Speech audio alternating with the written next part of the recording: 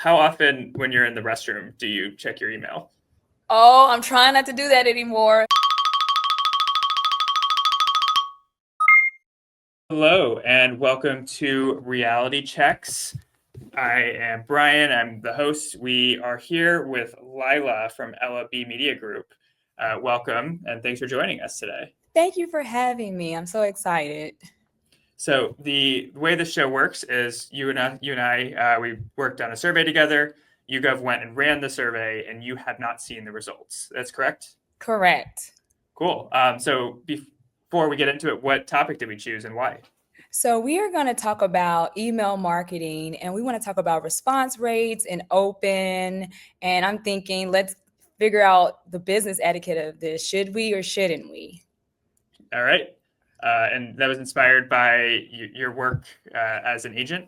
Yes, I work as an Olympic and Paralympic sports agent, and I am sending out emails, pitching my clients all the time. Then I have a background in publicity as well, so I'm reaching out to media, and I want a response. I want someone to let me know it's been received or what do they think, because I like to collaborate. Cool. Well, let's dig into the results. So the first question was we asked how many Americans think cold emailing is acceptable. So what do you think the response was? Is this percentage based or just a number? Yeah, just percentage. And I think they maybe about 25%. I think people don't like it.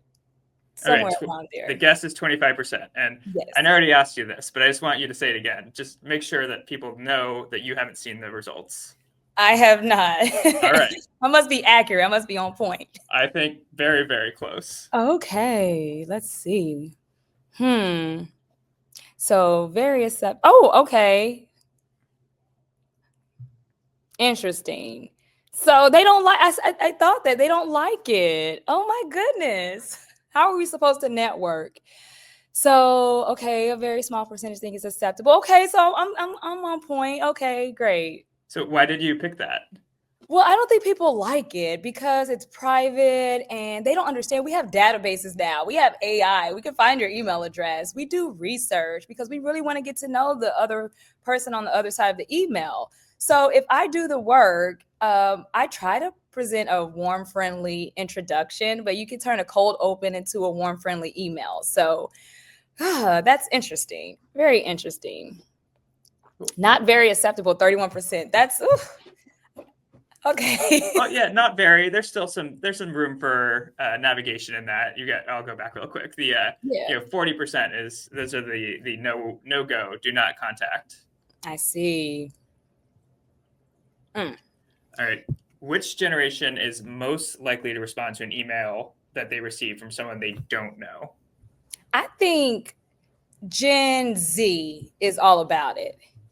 Gen Z is used to getting DMs. I don't even know if they're a part of this survey yet, but I think the younger generation, the younger it skews. I think so probably around millennials and the younger, I think they're okay with it because we're used to getting DMs and spams. So we might be leery of spams, but I think we could tell the difference. But if it's a legitimate email, I think my generation, millennials, I aged myself, or the Gen Z, I think they're up for it.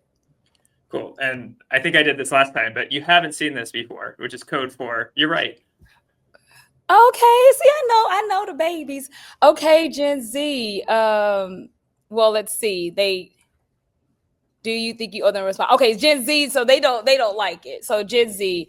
And you know what? This is very surprising. The baby boomers, are they saying if you received an email from someone you didn't know, do you think you owe them? Oh, baby boomers, they don't want it. They said, no, I don't know you. Who are you? I think they are very skeptical because they are afraid of spam and, they may not think that they're up for it. But okay, darn, this is so interesting. So is this saying that Gen Z is, if it's personalized, they're okay with it?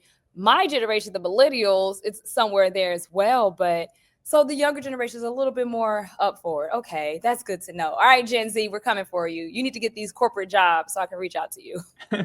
Yeah, they'll respond to all the emails as long as you use their first name. Because they understand it's important. It could be a real deal. It just might be a startup. So I think maybe the baby boomers, they're used to more established brands. And I think maybe Gen Z is like, hey, we're open for new business. So similar question, which is who feels compelled to respond to people they do know when they get an email? I think it's the baby boomers. I think they're going to open it because they're like, they keep their social networks together. They are about long-standing relationships. So I'm going to say the baby boomers. But you know what? It's a toss-up between them and Gen X, because I think Gen X grew up with the emergence of email marketing. So they understand the importance as well. And so I think they are pre-programmed to say, let's go for it. Go, go, go. Let's get it out the way, because they understand it was important as opposed to snail mail. Okay. So I would say that you got that exactly right, because we want, you were looking at the two greens combined here. Oh my goodness. Okay, I think I know what I'm doing here. I feel so much more confident now. Yeah, let's see. Okay, so baby boomers, they want it personalized. That's what we were taught when I was in school. Like, make it personal. If you know they are a big USC fan or UCLA fan, like, say something like that. So that's where the research comes in. And thanks to LinkedIn and maybe even Instagram, Twitter, X, you can go and see and learn about these people, and you can make it personalized. And I do the same thing. I always remember something someone said when we were maybe at a networking event. And so I like to follow up and remind them of our conversation. So it's you don't have to meet Gen Z. You can email them. Baby boomers got to go to the networking events. Yes, and the country clubs, they like to golf and network, from what I hear. I don't know if the Gen Z is going to be doing a lot of golfing, but maybe if you meet at like Comic-Con or something like that. But they go to stuff like that. But I think if you could say, hey, I met you on Twitch, I really enjoyed your live stream, and let's connect, I think they take that as a form of networking. Yeah, I would agree. And I would say, I don't know how accessible country clubs are to Gen Z. I know you have to have a pretty comfortable income, and not to say that Gen Z doesn't, but you know, it's old school. It's old school. It's the way they used to get down. They were way more social. They like to meet people, really, maybe even at conventions, like I was saying, but they really like that personalized. And so I'm understanding that, and I think my perception was correct. It was. You're 3 for 3. Next one. Who's more likely to forget to respond to an email? Parents or people without kids? Oh my God, the parents. The parents, because you know the children do come first, and so especially if like your soccer mom or something like that, it will slip, and I think that's understandable. We need to give each other grace, but I think especially if you are very sociable and you have a lot of things on your calendar, I think people without kids, myself in that bucket right now, I'm always checking my emails, so I won't forget to respond. Well, the reality is people who are not parents say they're more likely to forget to respond to an email. Wait, what? Wait, let me check this. Parents, okay. What? Explain this for me again. Like, break this down. So this is basically, we asked which of these are reasons you would cite for not responding to an email, and people who clicked forgot to respond. And then we got on the left here people who have kids under 18. So they 32% of people who have kids under 18 would have forgotten to respond. 24% with kids over 18. And then people who are not parents, maybe some might say less responsibility in life, are more likely to forget. Well, what are they doing? What is going on? Okay. That's interesting. Well, I am not in that bucket. So I'm the other percentage that responds. How do you forget? What else are you doing? You know, you got text messages, you got DMs, you got to refresh what's going on online. What else are we doing? Got to catch up on Squid Game. Oh, gosh, that is so embarrassing. Okay. Feel free to not answer this if this is not appropriate, but how often when you're in the restroom do you check your email? Oh, I'm trying not to do that anymore, but I'm not checking emails. I may be responding to one, but I try not to because it's just so weird. I need at least 2 minutes alone time. Like, can I just wash my hands first? Are Americans more likely to have 0 unread emails or more than 1,000? More than 1,000. I'm thinking 10,000. I think this is tricky because we we overproduce in these United States. We work. We don't really get like a whole month off like some European countries. So I think they're going to have about over 1,000 unread. So, and just as aside, but so the take here is that we overproduce, not that Europe underproduces. Okay, I don't want any problems. All right, we didn't say anything. Moving on. The reality is 23% versus over 1,000 is 13%. People have, so you're saying the large percentage of the people responded have zero email, zero unread? That's what they said. Wow. I mean, they must be deleting a lot of messages or something, because that is so profound. Interesting. I'm learning. I'm okay. Well, that's good to know. So, okay.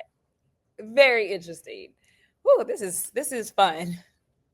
So final question is, does inbox zero, so basically the people with zero unread emails, matter more to men or women? I'm going to say it matters more to women.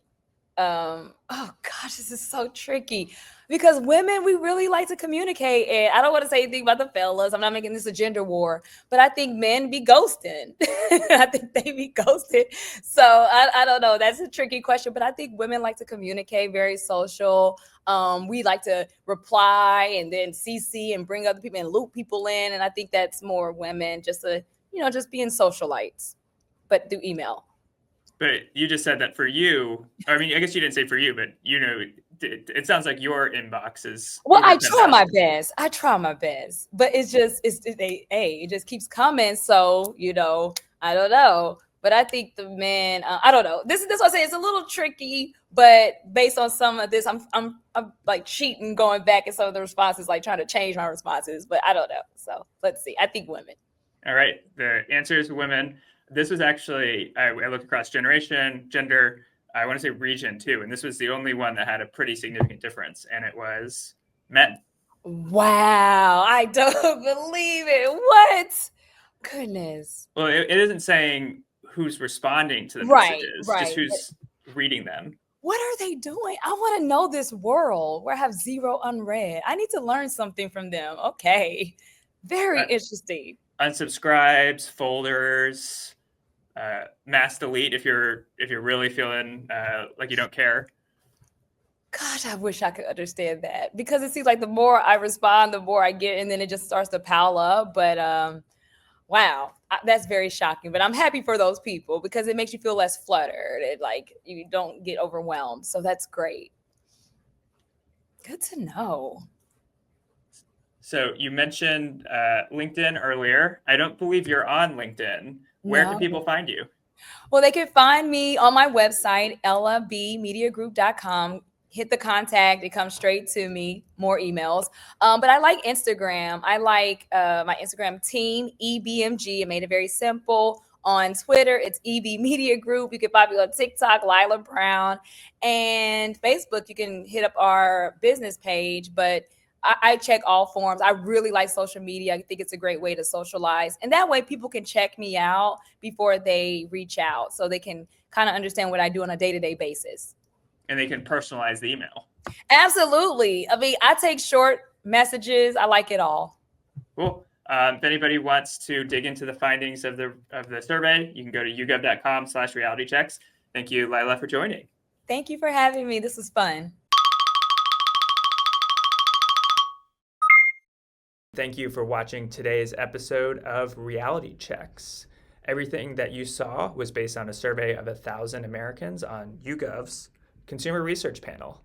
If you want to survey the same Americans, you can. Just head over to ugov.com/realitychecks. The link's got to be in one of those directions. Thanks for watching. And there's also more data there too. If you like the topic, you can dig into that. Thanks.